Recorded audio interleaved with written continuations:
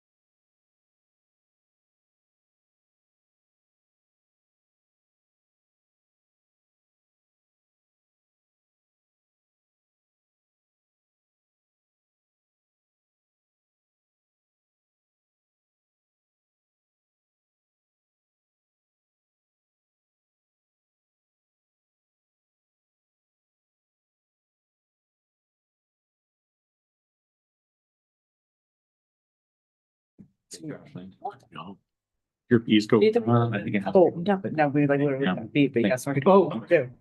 Because they settled the lawsuit, I know. They say it's because of. Yeah, they left that part out. But then I saw an email from Apex actually saying. All right, so we will get underway with the local contract review board subcommittee. And if anyone didn't hear, we are live streaming and so we aren't in a public meeting. So if it's okay, everyone's got food in their mouths, but we can go ahead and get started with roll call with counselors. If you don't mind. Council Riley present. Megan Norris here. Tina Franzosa here. Thank you all. Appreciate that. We'll move on to approval of the last meeting's minutes, which was on December 11th, 2024. Those minutes were attached in the agenda. I move approval. Second.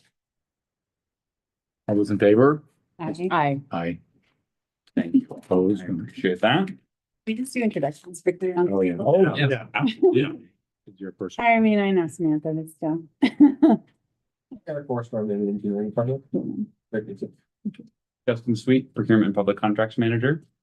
Ryan Oster, Engineering Director. You know me, Eric. For both, sure. Ashley Bonchi, Deputy City Recorder. And Elizabeth Oshel in the city attorney's office. You. Is there anyone on presenting online? Like I'm not like. Okay, perfect. Yeah, thank you for that. So I'm gonna do a little subcommittee orientation since 2/3 of our counselors are new to this subcommittee. I'll cover the agenda here. Up.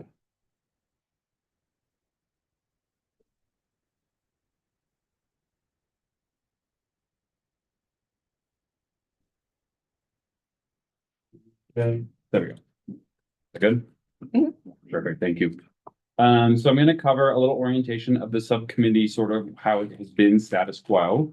We'll do an overview of the LCRB subcommittee. We have some proposed changes to the subcommittee. And then a clarification on roles and responsibilities. And then I wanted to move into a little overview of public procurement, specifically covering the goals, regulations, processes, and who authorizes contracts in public procurement. That's sort of a jumping off from Sam Nelson's prior presentation about the finance department. She covered some of the public procurement there. And so she wanted to expand on that a little bit, especially in light of some of the conversations about the projects we're going to cover in this meeting later.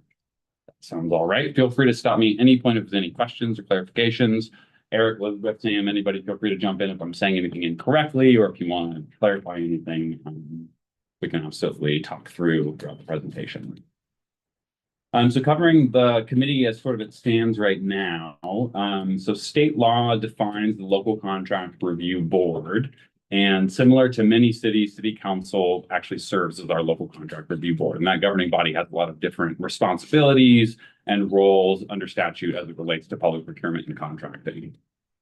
In addition to that, we also have this subcommittee that was formed to provide input on procurement policies, program changes, discuss, or has historically discussed significant contracts, like one of the ones we have on here, or actually two of the items we have on here about Bear Creek and Call engineering contracts. Then we also review alternative and other innovative procurement processes in this less formal setting where we can kind of dive into more of the technical details than we do in a typical council's meeting.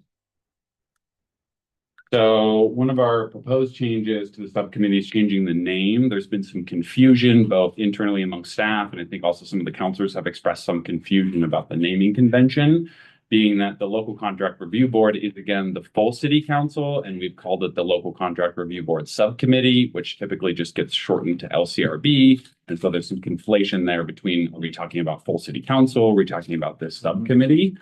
And so the proposition is that we would change the name to Public Contracts Subcommittee to clarify that we're still reviewing public contracts and the procurement process, but that we're not operating as the LCRB. Now, I'm not tied to that name. If somebody has a different name they would like to propose, I'm certainly open to that, but we just thought it would be beneficial to move away from the conflation that we have currently.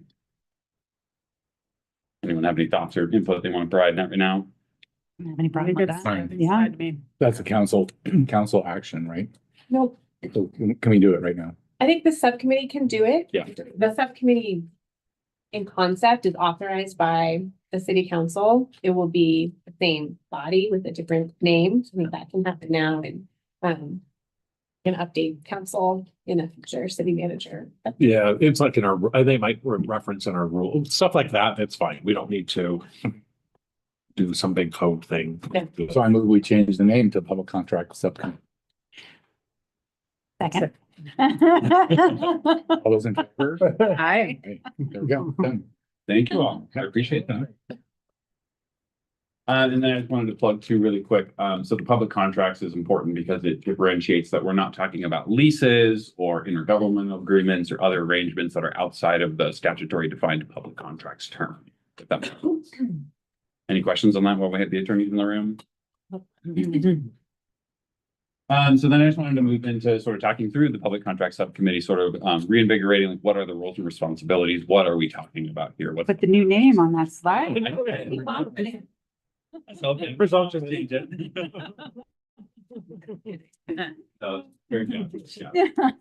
Yeah. So the thought process is that we really focus the topics and discussion that we bring to this subcommittee on procurement policy and program changes, such as the city's supplier diversity initiatives, our support of the local workforce, and providing opportunities to priority populations. I think there's other things that kind of go along with that. That's sort of the idea.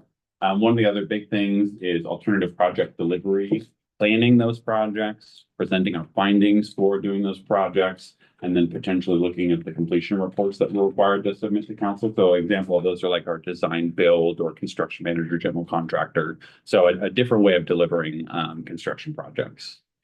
And then one of the other big things we wanted to talk about was competitive exemption processes for larger contracts. We frequently use cooperative contracts and occasionally use sole source justifications with an avenue where in this less formal subcommittee setting, talk through some of the technicalities of those that we wouldn't really talk through in a council meeting. Are there any questions, comments, input on any of that? Okay, so now I want to move into the kind of talking about public contracting at large. Just a quick little overview, and again, jumping off of Sam Nelson's prior presentation on this. So the three kind of main goals of procurement regulations as it relates to public procurement is promoting fairness and opportunity, efficient use of our resources, and then encourage competitiveness amongst vendors.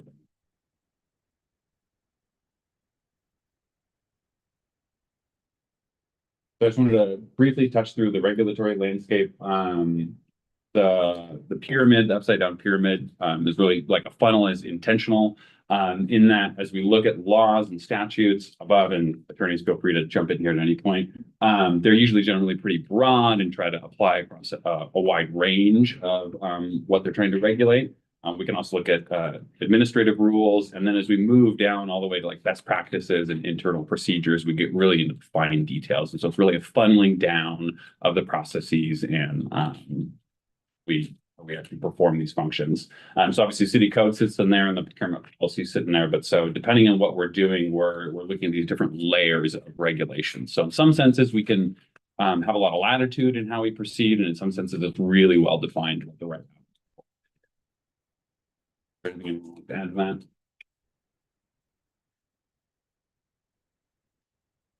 then I'll just share sort of context, especially as we talk about the on-call engineering item coming up in the next agenda item. This is sort of our regulatory landscape for how we do public procurement. There's no quiz on this diagram here. Not gonna be like a Jeopardy show. No. Don't line up.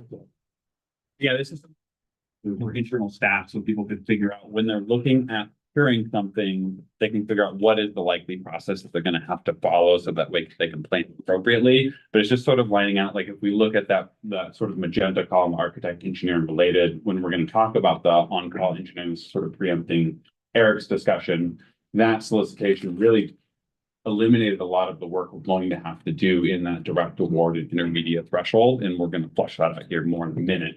But it sort of just describes some of the different ways that we have to proceed and some of the latitudes that we're able to find to be more efficient.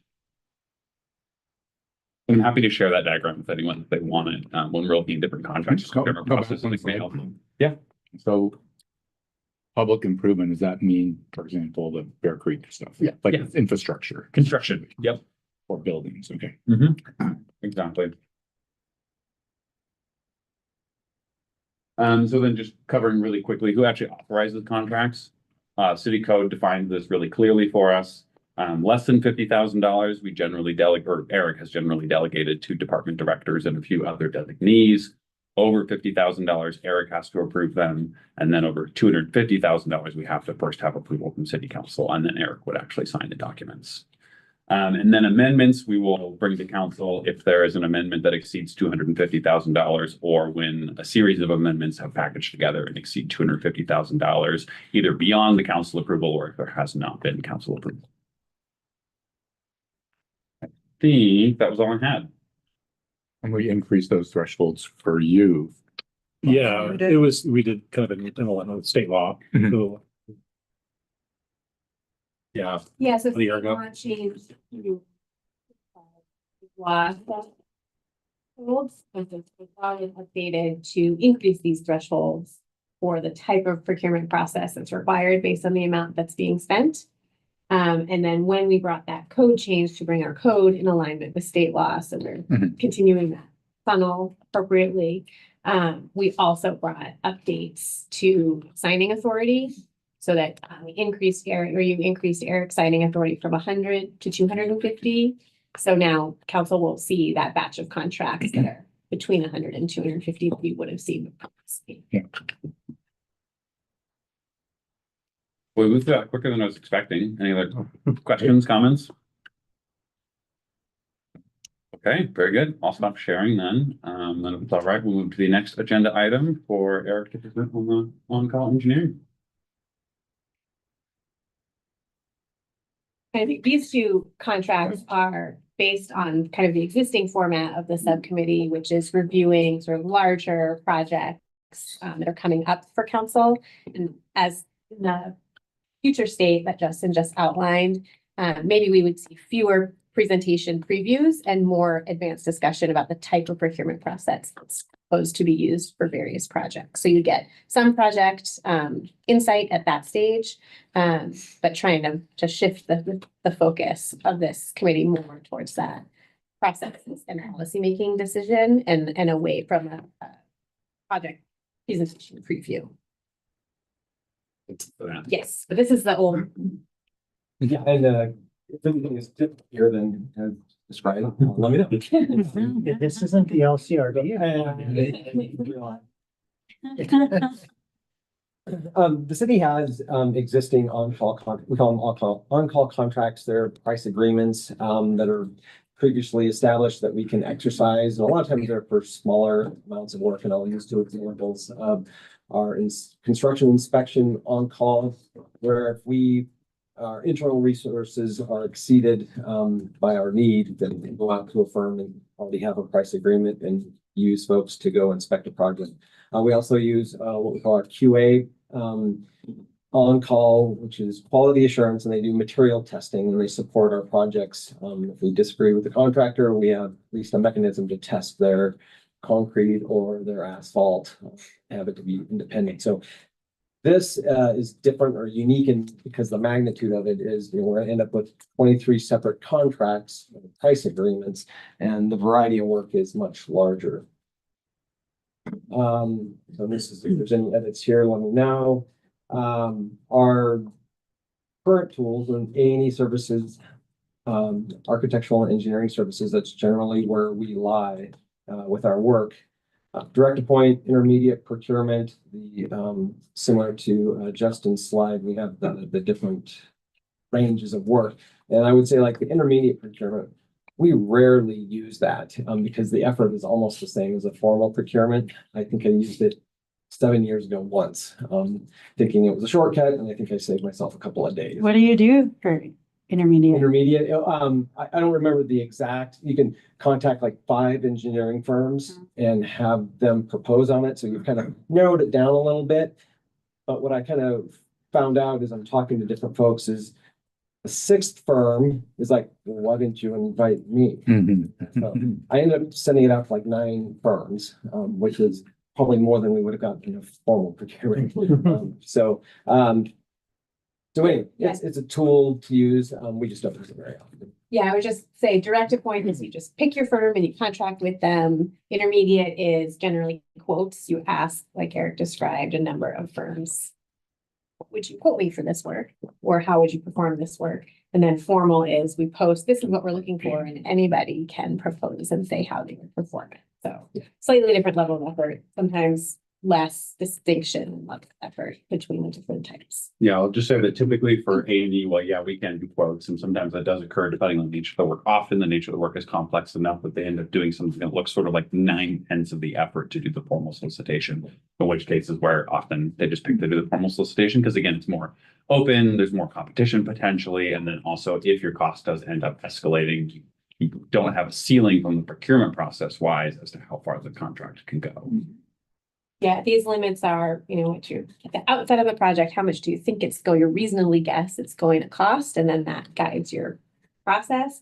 One of our internal controls is we really don't like to see contracts amended that into an amount that would have, if you had known that amount at the beginning, required a more rigorous process. Yeah, So if you're no. close, we are going to advise you and strongly recommend that you bump up into the next level of rigor so that you can amend if the project grows or costs increase or whatever. So if you think it's gonna be $99,000, we're not gonna use diverse. And I do list alternative delivery over here. A whole other thing, going on that spectrum. So the on-call is what we're looking for. As I said, it's gonna be 23 different price agreements, and this doesn't replace direct point and intermediate procurement, but is an additional tool that is intended to be more efficient. And then also there's fairness that goes into it, as identified on Justin's slideshow, that the price agreements will be greater than $250,000, but the task orders that will be issued from the price agreements are limited to that $250,000. So in some fashion, if you thought you had a project within this price range, you could utilize this tool. And it's open to everybody at the city. So yes, engineering does a lot of the work, but water services, TMD, they also have projects that they need to deploy, and this is will be a good tool. So it'll be open to everybody. And then added to that, it supports other work. And the example, I made a little note here, I'll probably change it for the council meeting. We can do some self-performed engineering work. We have somebody in our office that is very good at it, very efficient, very cost effective, but it's only one person. to do the design, but you still need somebody to go do the surveying ahead of it, or if there's a right-of-way acquisition, you still need a tool to go get that service. And so it's creating greater flexibility for our department to be more efficient. So this is the last slide. There were 36 different firms that proposed on the job, and multiple firms applied to multiple categories. So there were 10 different categories, one of which we didn't receive any proposals for. So we ended up with 105 different category-specific proposals. And then we had different committees that reviewed all of them and selected the best, the highest scoring based on qualification. What was the 10th category? Potholing services. So to go have a contractor and an engineering firm go out and pothole and find utilities. And it's That's funny. an effort to, it's causes angst in the past or challenges during construction to go find utilities that weren't where we thought they were. And so to have this tool available. Maybe it was too risky. I don't know. Maybe it was contractors are too busy. We could keep somebody busy all the time doing this type of work. But nobody proposed on that. So, and I guess I want to express, yeah, we've done the on-call in the past. This is just way bigger and it's taken longer than we would have thought. And there's all sorts of different questions on how to administer this work. But it's been very interesting, and I think it's going to make us very agile. You'll notice that there's on the top of each category an amount. And then also that there are multiple firms that are repeated. So they were successful in multiple categories. So their contract or their price agreement will be a different amount. It'll be a total of these different category amounts. What are right-of-way services? So just right-of-way acquisition services Ah. where these firms are specialized in this type of work and they know the state law, and obviously we work with Elizabeth. But they go make the offers to the private property owners. It's a specialized service. So they take, we have the design comes up with, do we need an extra easement? Do we need a little bit extra right of way or width or whatever it is? They hire the appraiser once we bring the resolution for eminent domain to council. They facilitate the whole process and are really the prime point of contact with the property owners. They make the offers, they're notaries, so they can notarize things when the property owner accepts. They help facilitate that negotiation. And they're the experts in that process. And how good or how long are the on-call contracts going to be good for? Like 1 year, 2 years, 3 years? So they're 5 years? 3 years with 2 1-year extensions available. And the ones we've done in the past, I'll use Wallace Group as the quality assurance one. It's same thing, 3 years and 2 years and 2 years. Each year there's an opportunity to escalate rates that is defined in the contract. But yeah, it's been nice to be able to have somebody on board that at a phone call notice, you can get help. What you need. This is a little bit different, but very similar in the fact that it's easy to deploy. A task order is written on a scope. At this point, it would come to me, and then I'm tracking how much money is spent and which firms we're using. And I would use that to transition into the RFP was written to give staff a little bit of discretion. These are generally here in alphabetical order. It doesn't mean if you have utility infrastructure work that you have to start with the MKS. We have a little bit of latitude to understand who might be the best firm for the scope that we have. And then the next day you might, be using the same firm maybe on something else. But the intent is to spread it out a little bit. If we use somebody back to back, we should have a good reason on why we're doing it. We're intending for it to be,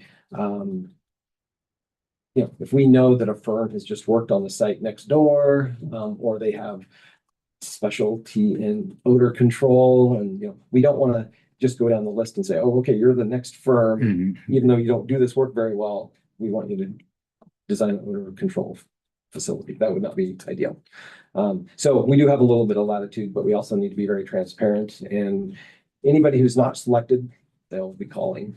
So I need to be able to identify why we selected somebody within this, within these categories.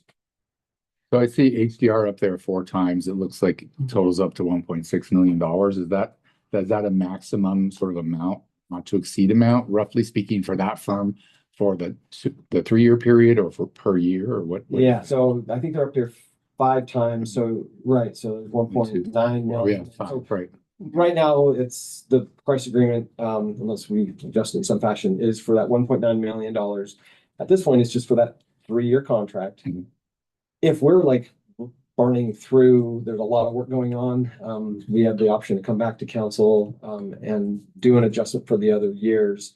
I don't know if what was the question again? Well, I'm just trying to make sure I understand this. So it's for the 3-year period, that's the maximum cap. And the idea there is there sort of as needed, you run up against a problem on this project and, oh, we actually need to do some more work on this. And HDR is the best firm under the right of way services for this one. So we're going to go to them. Yeah, And versus when we see these other contracts that we're getting that are for $14 million that, have a group of people in them. I mean, it could be that you're using this tool to supplement something that was unexpected, or these are smaller pieces of. I would characterize it as smaller amounts of work, and what I've told most all the consultants here is we're not intending this to be like we're the broker, like we're going to hire the franchise utility, or I'm sorry, the utility infrastructure one, and a pump station person, and the transportation To and do a big. to do Yeah. $1 million project. But I will say that if we start a project and then we run into some cultural resource that we dug up and there's an old Unexpected. pipe, yeah, we're gonna exercise this to use It's a use that supplement. service. Yeah, so it's to supplement it, but it's not intended to get around a greater council approval, because we're trying to group all this stuff together and have 3 or 4 different on-calls, and we're managing in between them, because there's also then a lot of risk in all of that would come back to the city.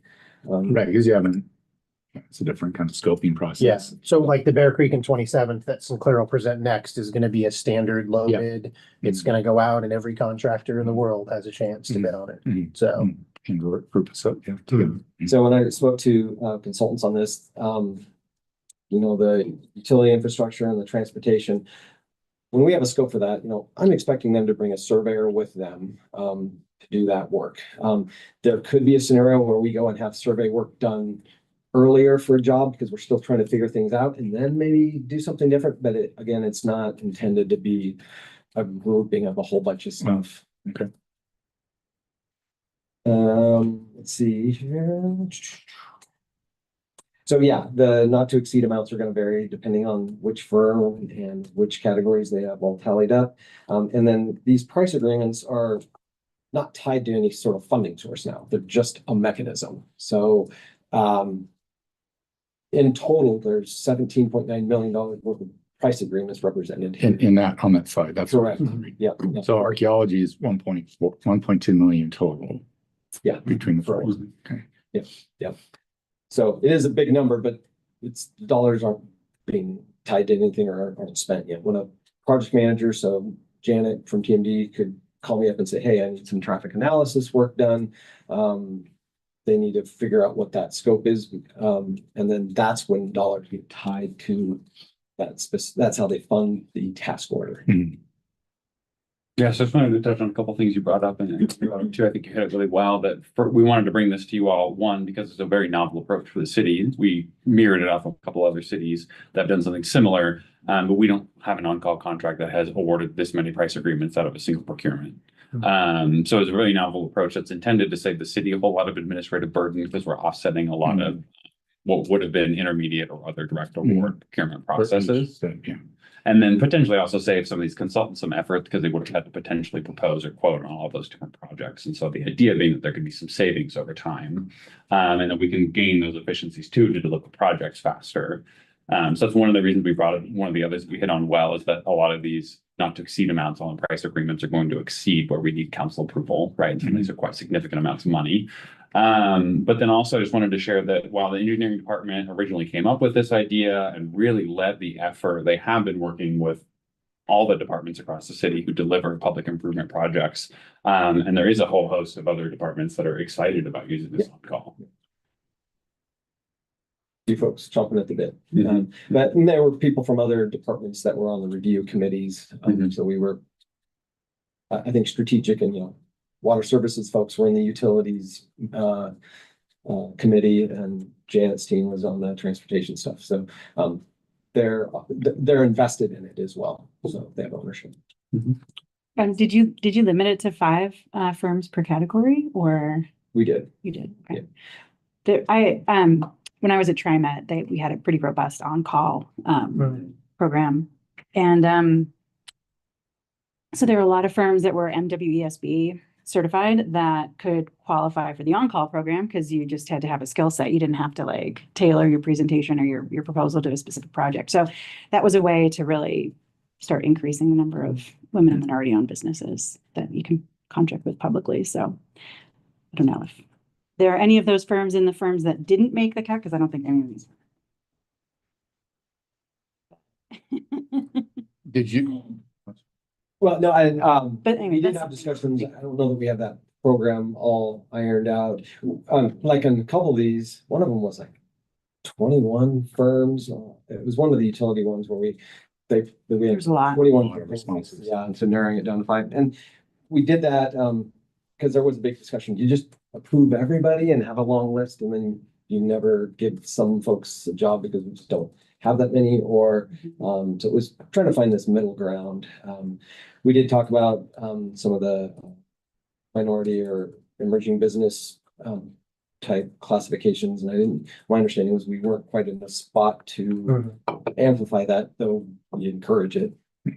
And we don't have, that's part of what this subcommittee can talk about, right? But based on your council goals is what does a program look like for the city? Are we starting to track? Are we just piggybacking on state programs? Do we have minimums, requirements, or sort of, are we just setting goals? So we haven't worked through that, and we don't have any additions into our RFPs right now that set minimums, or we just encourage folks to apply, but we're not tracking that at the moment. We don't have a development program yet. We hope to. I think that's part of what's on your goals for us in this group to work. And we're not even gathering data from people who apply. If it's not a criteria, or Part of we're the asking a set problem of questions. Looked into this is the certification process through the state is pretty cumbersome. So we have a lot of firms that probably qualify, Right. but haven't gone through. And so kind of looking at, is it COVID, the Yeah. service to look, that's a little more nimble. And that's the data that we'd like to use. And there was some talk of like, do we have our own certification program? So larger organizations like City Portland or probably TriMet does too, right? They have like their own certification program that's a little easier, or they connect with the state, they honor the state, and then they supplement or whatever. So I think we just don't have the information quite yet Mhm. on that. The Juniper Ridge project, which is a progressive design build project, which is one contractor for the city who then hires the designer, the contracting team, and all the rest of the subs to build the project. That contract, through the PDB contracting method, created some scopes of work that allowed that builder to direct a point or do some more prioritization for certain scopes of work for firms that may qualify for MWESB or COVID certification, but haven't gone through the process. So we really use that as a test case for how can we use our purchasing power to start developing those firms in the city and helping them through the certification process, but also do some prioritization through that project of firms that, like Eric said, are eligible, Haven't done. gone through the certification process yet. So we're seeing some success with that project. I think we heard about that at this body the last time that Yeah. We actually set some goals for that project, and we're meeting those goals. So, I mean, I think it's a good example that it was like, let's test this on that's a pretty significant project. And then see what we learn and then apply it more broadly. And I think we'd like to take that information back to this group. Yeah. That we can start building our programs more formally.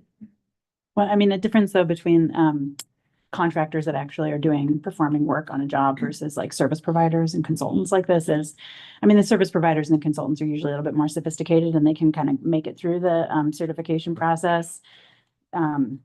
it is cumbersome, but it's doable, the COVID process. But I mean, it would be interesting, for you all to kind of go back and look and see who all bid on it, and if there were any women or minority owned firms that maybe got cut, that, if that threshold of 5 was lifted, that, they would have an opportunity. Because these projects are how you get a foot in the door with the city, and then how you get to apply for the bigger jobs. So that's, it's how you start building a resume so you can qualify. So it's pretty important. Yeah, it's a good idea. Yeah, I'd be happy to do that. Thank you. Absolutely. Did we cut off anything from your presentation? No, I'm at the end. Okay. Okay, good. Any other questions? Do we need to do anything? No, No. that was sort of like, as Elizabeth was saying earlier, it's sort of the awkward part of it is we're going to give the same presentation to the full council. Okay. And so I saw this as a little duplicative of to do these presentations with this group and the council. So in the future, we're going to do probably less of these because you'll get the full council will get them. Mhm. But this one is interesting because it does have some, there's some value in looking at it for those types of questions that are more, less about the actual, and this was an on-call, it's not like a specific project, so it's a little different. But so even in a new format, I think that we would probably want to bring something like this I think so too. forward because it's less project specific. It's more about how we deliver and process. So Yeah, in my mind, this one sort of fits under that, like when we're looking at an alternative, like a design build, where the thought process being that we come early on in the project phasing to make sure that we're all on board with the way we're proceeding. And so I think this would have been a good one that we could have brought. we could have brought early on, right? And then we got that feedback and then we could have like maybe shaped it a little, then this group could have shaped it a little bit more. So this, that's maybe the missed opportunity with this, but that's where we're at. Yeah, and it'll be interesting to see over the 3 to potentially 5 year span of this on-call arrangement, how well it's utilized. And then the presumption is if it goes well for both us and the consultant pool, that we could do it again. And that's where we could feed in hopefully a robust program that we've developed in that time period, or at least make some other considerations. I think 2 things that would be helpful for the public sort of transparency part, like who are the other communities that are using this model? You said you modeled it off of some other cities, right? Some other local governments, and then just having a clear side, because I'm assuming what we're going to approve is the $17.9 million number, right? Broken out into this category. So that's going to at least be in the resolution, but it should be on the slides here somewhere. Like this is the value of this exercise. Good feedback. Someone will have It's just- fun reading that issue summary. Yeah. Yeah, and it's not a single motion, right? We landed on, if I remember Oh, correctly. is that true? Well, It's gonna be one for each. We're working on it. We're working on it, but yeah. I think that's my issue summary, so. Michael admitted to writing it, Yeah, but yeah. it might be 23 Oh, separate my goodness. motions for 23 individual contracts at 23 different amounts or some similarities, but yeah. Hmm. So. You just go down. I know, right? There's got to be a way. to- As you're reading that, think of all the efficiency. that Yeah. we're seeing. Lots of staff efficiency, a little bit of extra. Yeah, a little extra reading. The adoption stage. Add in 10 minutes to read issue summary in the council agenda. Yeah, this one has definitely been a lot of work on the front end, and the plan is that on the back end will save a tremendous amount of time. Mhm. All right, anything else on that topic, or are we ready to move to Yeah. Bear Creek? We just need to holler at Sinclair. Okay. He's.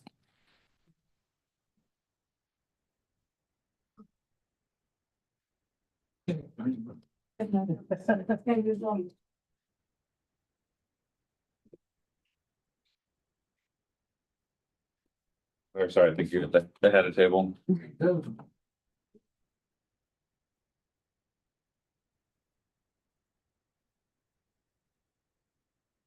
And yeah, Gina, I don't know if you've met, we did introductions Sinclair, but Sinclair is one of our senior project engineers over in the engineering department. Me use? Meet you.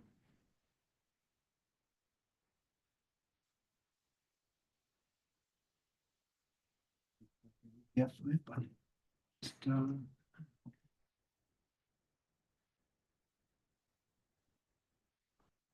There we go. Oh. So yeah, Sinclair Burr, Senior Project Engineer in the Engineering Department. Today, we're talking about Bear Creek and 27th Street. This is mostly a general obligation bond project. It's a combination of 3 key route projects, one near Bear Creek Elementary, one along Bear Creek from Cessna out to the UGB, and then the last one along 27th Street from Highway 20 down to Reed Market. It also includes a roundabout at a current four-way stop at Purcell, Pettigrew, and Bear Creek. And finally, we've got some synergy improvements, particularly at that roundabout, for some water improvements and some sewer improvements. The water improvements are mostly to tie together a system that's currently not redundant. It's kind of a couple dead ends, and we're trying to connect it all up and make sure that if there's a leak in one part of the line, we can serve customers from another portion of the line. How long are we gonna close that intersection for? Sorry to jump ahead. There's a lot of work that needs to be done. For how long? We're working through that right now, but it's likely gonna be about 6 months. In total.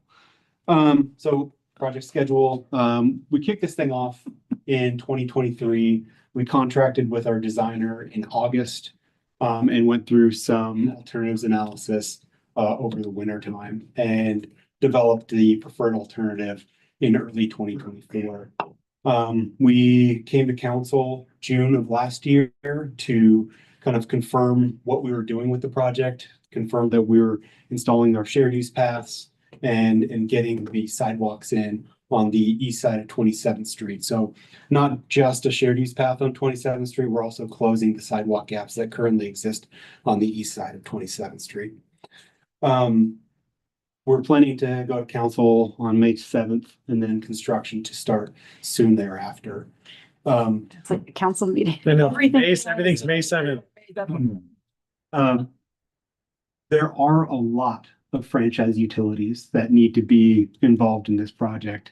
There's pipe upsizings that we want to happen now rather than later once the roundabout's constructed. So both Cascade Natural Gas and Avion have worked within the intersection that we're closing the intersection down and handing it over to them and say, get your infrastructure work done so that once this roundabout's built, we're done with ripping up the road.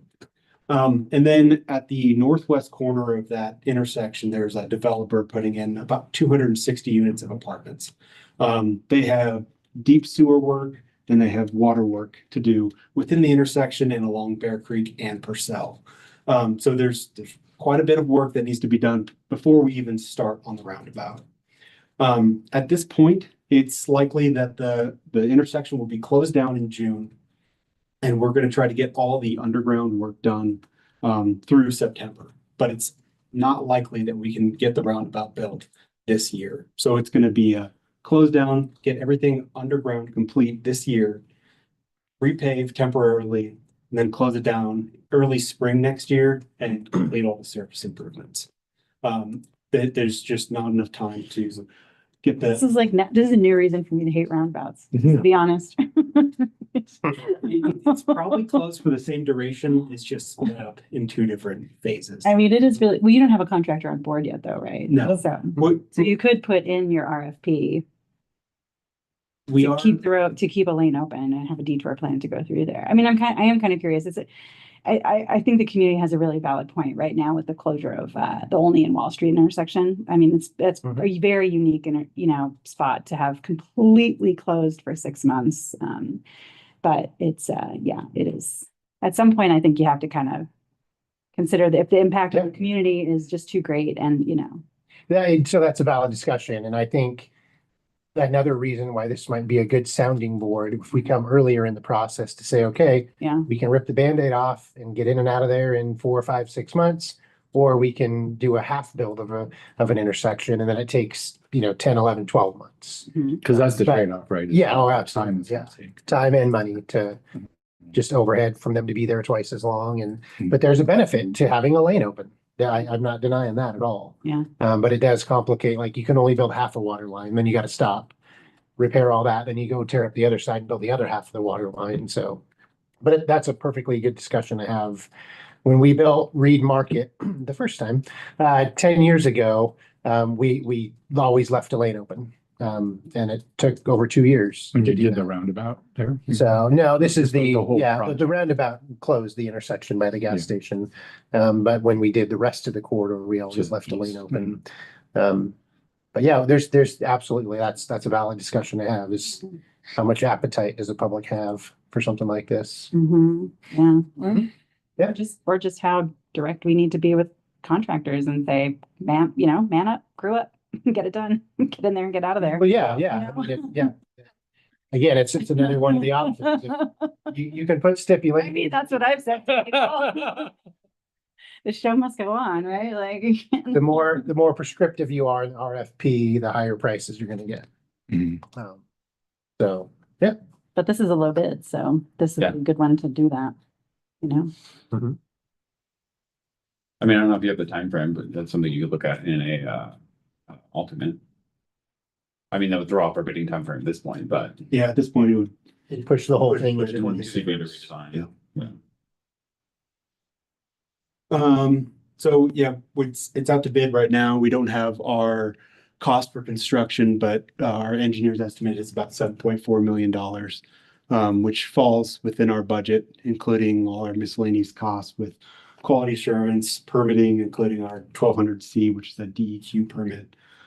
We've got some right-of-way acquisitions and then paying for Pacific Power to install lighting at multiple locations throughout the project. We did quite a bit of public outreach on the project, most particularly during our alternatives analysis to identify what we were actually building for the key routes. So there was 2 open houses. The first one was in person and online. It sought some feedback on what we were building. And then the second one was online only, and it was mostly to tell people what the selected alternative was. We're planning email and social media updates as well as traditional media updates, just to let people know that the intersection is going to be closed because that's the major piece of the project that's going to impact people. And then we have our construction message boards that we'll be putting out to let people know the intersection is going to be closed. We can still get them with all our other means of communication. So that's basically it. Take any questions? I just wanted to jump back to clarify real quick. So and I should have been more clear on the front end. This project went out to bid on February 28th and bids are due March 24th. And we're gonna be, this is on the May 21st meeting. May 7th. May 7th. That's when we're expecting to have the contract for award. And what's the detour plan? Yeah, I mean, what would be the, we're planning? 15th Greenwood, 27th and Reed. There's no alternative to be able to do, like, you can go south on Pettigrew from Bear Creek if you're going east. There's none of that, right? I mean, that there are cut throughs there, but they're local roads. But just within the project itself, you can't be on the side of it, like to temporary. It is very. It's really tight, I know. There's no. room. Yeah. So I think my only comment on this would be, I'm assuming when we get to the point where it's before the council, that you're gonna at least do a high level review of the design. Sure. Just for us in the community. I mean, I know we've reviewed it before, right? And you gave us an update on the preferred alternative, which I looked at briefly today on the website. But I think that's an important part of the presentation when we get there. Sure. That's a good point, because the key element to this is not a corridor rebuild. This is not another Wilson. This is not another Butler Market that Eric's working to help design right now with one of our other engineers. This is following the intent of the TSP and the GeoBond language. It's a shared use path on one side and connecting the gaps of the sidewalk on the other side. So we're trying to stay out of the road as much as possible. And even with that, On both roads, on Bear Creek and 20. yeah. Mhm. And we're connecting out to, this is getting us out to the Hayden development, right? That's out. Yeah. But that last picture, flip back to that last picture, like that's an existing condition. That's a canal crossing east of 27th. So we have to build a shared use path along that. So. On that crossing. Yeah.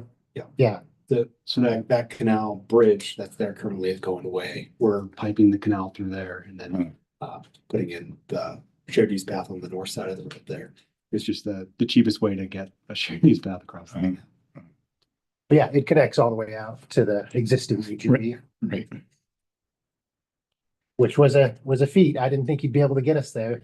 I said, get us as far as you can. This is that crossing right here. Yeah. Yeah. This is going all the way to there. Yeah. I mean, there's a lot more roads around this intersection than, Yeah, and it's not as big, it's. You can disperse, people can disperse. Yeah, our published detour will be what was shown. Because we don't want to put, collector or arterial traffic onto a local system, but inevitably people will take whatever shortcut they can find, and Sinclair and the team will be ready to respond with signs and, flashing speed limit signs and other things like we do on all projects if a neighborhood starts to get worried that too many people are coming through their area. But yeah, 20 to 27th to Reed to 15th it's not a terrible detour. It's there are quite a few roads that go through too, both between 27th and Pettigrew and, Copperfield. yeah, in between Highway 20 and the creek. Several through streets here. Not so many between Pettigrew and 15th Street. That's, it was just Reed Market and Bear Creek. And just to highlight, it's not Sinclair's project. The missing gap there from Cessna to 15th is being designed and built as a part of the Bend Bikeways project. It just wasn't a GeoBond identified portion of the work. So Kevin and his design team are going to do that gap in there. So Bear Creek was the identified east-west key route from city council as a part of the north-south east-west system. So What's the time frame on that? it's in design right now. A lot of it might depend on when Sinclair's contractor is going to be doing the stuff on either side of it, but it could get built in 26, worst case 27 And I'm not following Cessna to 15. to the roundabout. That's a different project. Wait, roundabout? See the gap in the roundabout at Sinclair's building, Bear Creek and 15th. he's only going up to Cessna, Oh, and then there's a gap. That's the Bend Bikeway. And that's the Bend Bikeways. oh. project. I see So what that's you're not moving saying. west. Oh, okay, Yeah. okay. Yeah. Got it. Sorry. Thank you.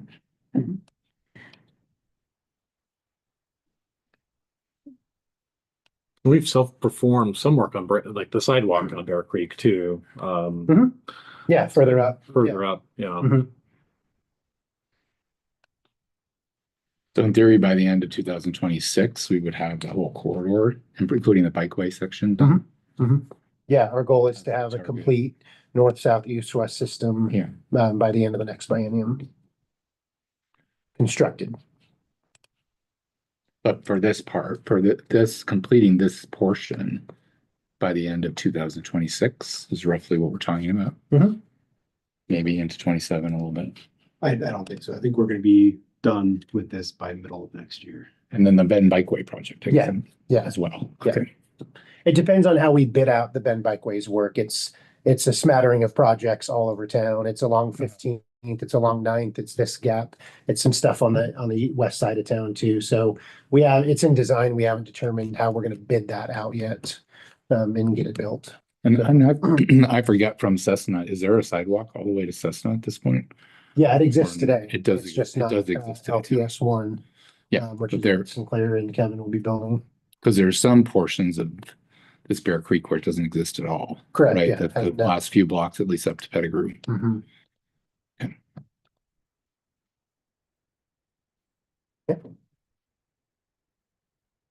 Anything else? We have nothing else on the agenda, otherwise we'll adjourn. Good. Okay. Thanks. Right.